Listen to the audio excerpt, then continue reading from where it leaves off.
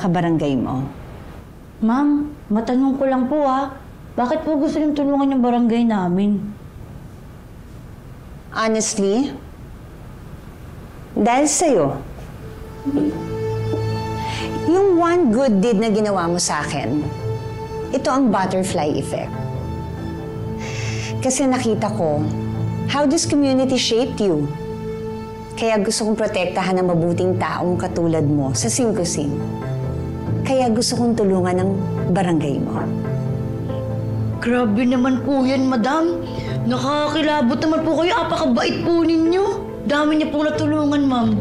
Pwede mo ba akong tulungan to help the destitutes? Tulungan sila? Ako, ma'am? Paano naman po ako makakatulong? Simple lang. Sasabihin mo lang sa akin kung ano mga problema nila. Kasi mas gusto ko, mas personalized yung tulong na mabibigay ko sa kanila. Ay, madam, wala pong problema. Tama po kayo nang nilapitan kasi kilala ko po yung mga taga-Singko. Kaya nga I know this is the right choice. Ang gusto ko, together, tayong dalawa, ang iisip ng paraan para gumaan ang buhay nila. Maasahan ba kitang tulungan ako para tulungan sila? Partners? Yes na yes po, ma'am. Basta para sa Singkusing. Tissue muna.